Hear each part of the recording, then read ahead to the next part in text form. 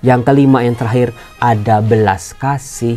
Saudara-saudara, jangan sampai kita dalam hidup kita itu kita bengis. Kita pikir yang bengis itu adalah para penjahat-penjahat gitu ya. Tapi diri kita sebetulnya juga bengis. Terutama terhadap orang-orang yang pernah melukai kita, terhadap orang-orang yang kita nggak suka, terhadap orang-orang yang seolah-olah mengancam keberadaan kita, terhadap orang-orang yang gak sesuai dengan pikiran kita.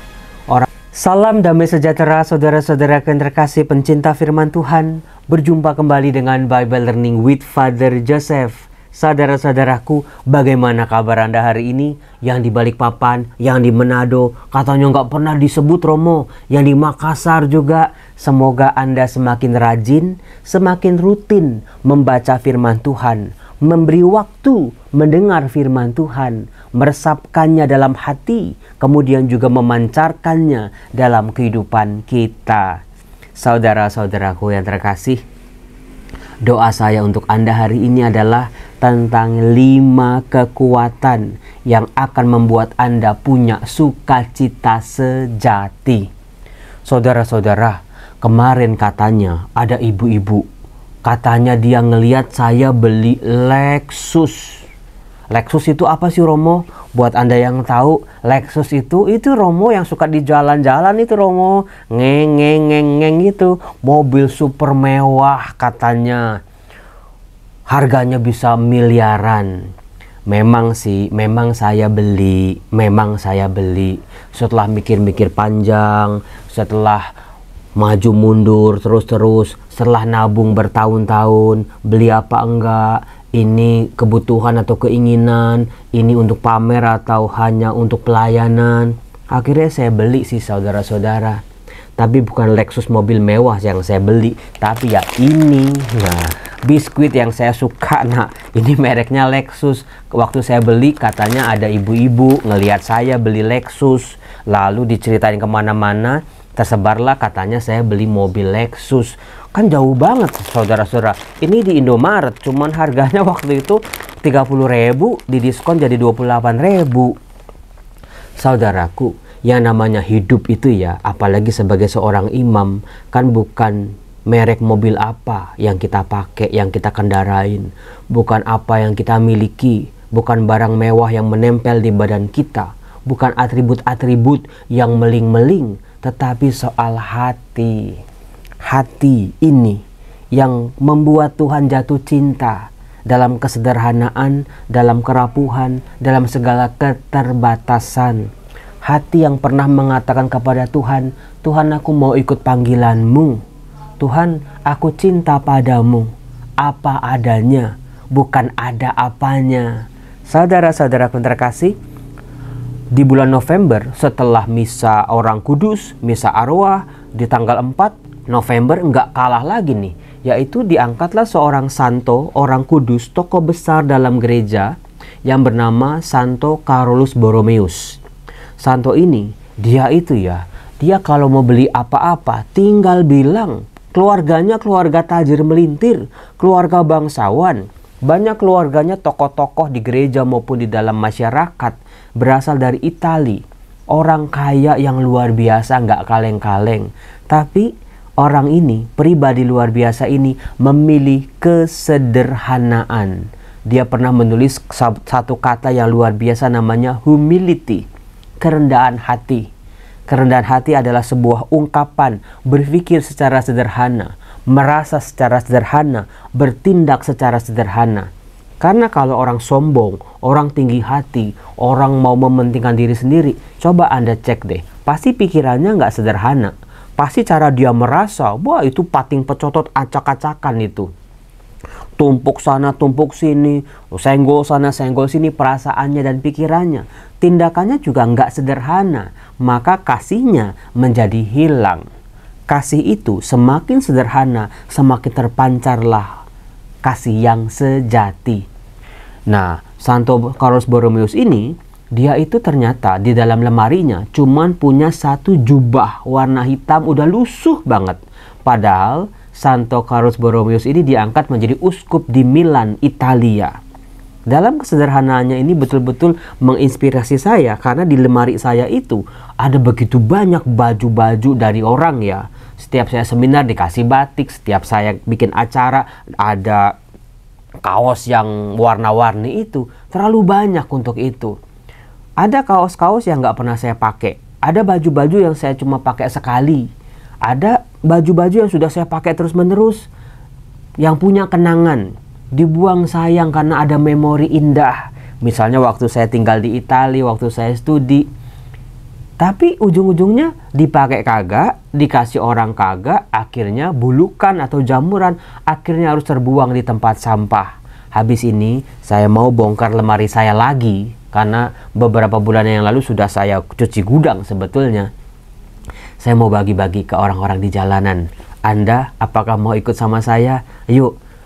Daripada nggak kepake, banyak orang di luar sana nggak punya baju sama sekali. Yuk kita berbagi sehati dengan mereka. Dan saya yakin saudara-saudara, kasih dengan memberi, tindakan yang sederhana, itu membawa sukacita yang tidak bisa digantikan oleh sukacita manapun. Itulah yang diungkapkan oleh Santo Paulus dalam suratnya kepada jemaat di Filipi, bab 2 ayat 1-4. Di suratnya ini, kita nih mulai hari ini berkenalan dengan surat yang baru. Setelah Efesus, lalu Ibrani, sekarang Filipi. Surat Filipi juga bagus banget, karena Paulus menulis begini. Ada 5 kekuatan yang harus kita punya dalam pikiran, dalam hati, yang mewarnai semua tindakan-tindakan kita. Ketika kita berdoa, ketika kita sebelum berdoa, maupun kita setelah berdoa, 5 kekuatan ini jangan pernah nggak ada. Jangan pernah lewat, jangan pernah kurang satu gitu. 5-5-nya harus ada bersama-sama. Paulus begini, berkata seperti ini. Dalam Kristus ada nasihat. Jadi dalam doa-doa saya, dalam permenungan, dalam tindakan, dalam pelayanan, Yesus Kristus selalu memberi nasihat pada kita. Nasihat-nasihat rohani. Kemudian juga ada penghiburan kasih. Penghiburan bukan cuma ajeb di diskotik, bukan cuma shopping, healing, pergi kemana-mana, kuliner, tapi penghiburan kasih. Kasih yang sejati itu menghibur saudara-saudara. Ada persekutuan roh. Jadi roh Kristus yang tinggal dalam diri kita betul-betul mengikat kita, menyatukan kita dalam satu kasih persaudaraan, persekutuan. Maka kalau ada terpecah-pecah, mulai terbelah-belah, mulai konflik, itu ingat dalam diri kita ada persekutuan roh. Yang keempat, ada kasih mesra. Kasih mesra artinya bukan yang seperti di film-film, bukan cuman yang karena ada apanya, habis dikasih I love you, nggak dikasih, wah kamu nggak sayang sama aku. Tapi kasih mesra, kasih yang tulus, kasih yang sejati. Kasih yang terungkap dalam ungkapan-ungkapan yang nyata. Bukan kasih yang ada di pengandaian pikiran kita. Kasih yang ada di buku-buku. Kasih yang ada di teori-teori. Semua orang juga bisa ngomong tentang kasih. Tetapi melakukan kasih cuma segelintir orang. Itulah kasih mesra. Yang kelima, yang terakhir, ada belas kasih. Saudara-saudara, jangan sampai kita dalam hidup kita itu kita bengis. Kita pikir yang bengis itu adalah para penjahat-penjahat gitu ya. Tapi diri kita sebetulnya juga bengis. Terutama terhadap orang-orang yang pernah melukai kita. Terhadap orang-orang yang kita nggak suka. Terhadap orang-orang yang seolah-olah mengancam keberadaan kita. Terhadap orang-orang yang nggak sesuai dengan pikiran kita. Orang-orang yang kepadanya kita iri. Hati-hati loh, kita bengis loh. Beneran. Kebengisan itu bukan cuma yang di film-film tapi cara kita ngomong, cara kita ngomongin dia, cara kita gosipin dia, cara kita ngetik di kolom komen. Hati-hati, bisa jadi sebetulnya kita jauh lebih bengis dengan diri kita, dengan orang-orang yang kita nggak suka. Itu hati-hati saudara-saudara, merubah cara pandang kita. Ya gimana beli Lexus beginian, digosipinnya beli Lexus yang mobil harga miliaran. Hati-hati itu juga salah satu kebengisan. Ya kalau orang dengernya masih normal gitu ya, bercanda gitu. Tapi kalau orang yang serius gimana? Nangkepnya mentah-mentah seperti itu. Nah, maka dari itu hati-hati dengan kebengisan yang tidak kita sadari, yang timbul dari luka sebetulnya. Iri hati, dendam, nggak suka karena mungkin macam-macam lah. Muncullah kebengisan-kebengisan itu. Hati-hati. Jangan sampai diri kita kehilangan belas kasih. Nah, di situ Paulus berkata, maka sempurnakanlah sukacitaku. Saudara-saudaraku yang terkasih, 5 ini coba ulangi. Ada nasihat, ada penghiburan kasih, ada persekutuan roh, ada kasih mesra, dan ada belas kasih.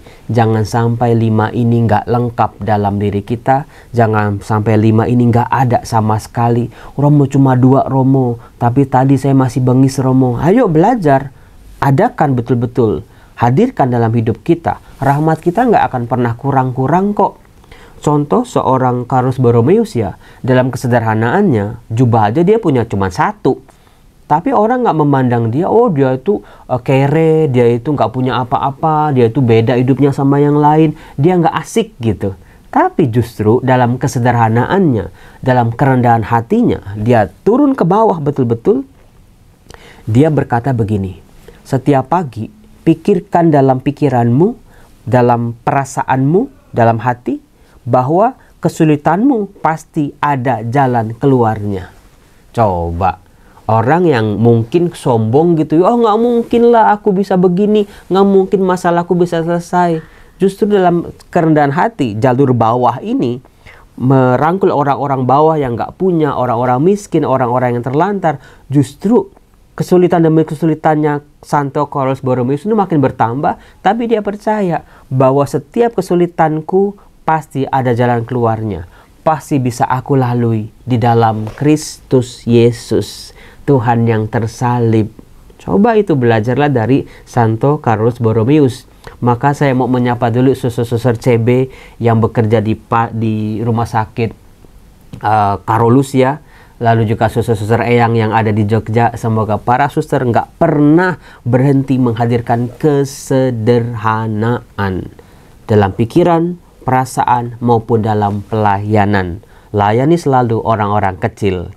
Kemudian dikatakan, hendaklah kalian sehati sepikir dalam satu kasih, satu jiwa, dan satu tujuan. Jadi 5 yang kita dapat itu dalam Kristus, kita hadirkan betul-betul. Bukan cuma buat kita doang, atau cuma numpang lewat doang, atau cuma ya ada satu hari terus lari di gondol maling. 5 karunia itu, tapi betul-betul harus dihadirkan dalam diri kita, hubungan kita dengan sesama, sehati sepikir, dalam satu kasih, satu jiwa, dan satu tujuan, dengan tidak mencari kepentingan sendiri atau pujian yang sia-sia.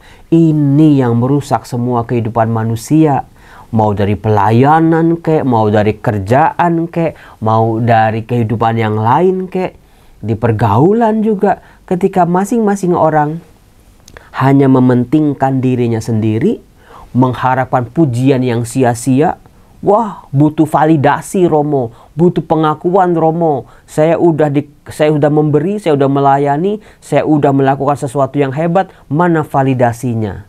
Ya seringkali bukannya, wah kamu hebat, kamu dikasih jempol, tapi malah dicibir, tapi malah digosipin, tapi malah dimaki-maki, difitnah. Kalau itu yang kita cari, nanti ujungnya kecewa. Maka dari itu, bukan itu yang kita cari dalam hidup ini. Berani keluar dari diri kita. Sebaliknya, dengan rendah hati, anggaplah orang lain lebih utama daripada dirimu sendiri. Saya ya, kalau sama romo-romo lain, saya selalu mereka lebih hebat dari saya. Saya mau cuman ampas-ampas rengginang aja lah yang dikasih oleh Tuhan. Yang lain tuh jauh lebih hebat dari saya. Bukan karena saya minder, bukan. Bukan karena saya insecure, bukan. Tapi saya selalu memandang orang lain lebih hebat dari saya. Karena saya mah belum apa-apa. Kemudian janganlah masing-masing hanya memperhatikan kepentingan sendiri, melainkan kepentingan orang lain juga. Oh pantesan ya, dalam Injil Lukas, dalam bacaan Injilnya, Tuhan Yesus mengajarkan ketika dia diundang oleh orang Farisi untuk duduk makan, Yesus mengatakan jangan mengundang makan siang maupun makan malam tetangga-tetangga kamu yang kaya, keluargamu, sahabat-sahabatmu, saudara-saudaramu. Sebab kalau kita ngundang mereka, mereka akan mengundang kita balik. Dan kita akan memperoleh balasnya. Kalau kita mengadakan perjamuan makan, undang itu orang-orang miskin, orang cacat, orang lumpuh, orang buta, orang-orang yang tidak bisa membalas kebaikan-kebaikan kita. Maka doa-doa mereka melayang ke langit. Dan disitulah kita memperoleh balasannya dari Bapa di surga. Saudara-saudara, yuk lebih rendah hati lagi. Yuk singkirkan kesombongan. Yuk keluar dari cangkang kepentingan diri sendiri. Supaya kita juga bisa sehati, sepikir dengan orang-orang di sekitar kita. Saudara-saudaraku yang terkasih, doa saya buat Anda semua. Semoga kita diberi rahmat kerendahan hati hari ini. Tantangannya akan banyak sekali kok, beneran deh. Kita udah rendah hati dibilang sombong itu kan sakitnya minta ampun. Berarti mungkin saya belum rendah hati Romo, gitu. Mau rendah hati tapi makin injek-injek juga ada. Mau makin rendah hati makin disepelekan sama orang juga ada. Tapi saya yakin kerendahan hati tidak akan pernah sia-sia. Karena setiap kesulitan pasti bisa kita lalui di dalam Kristus Yesus. Salam, Tuhan berkati. Bye-bye.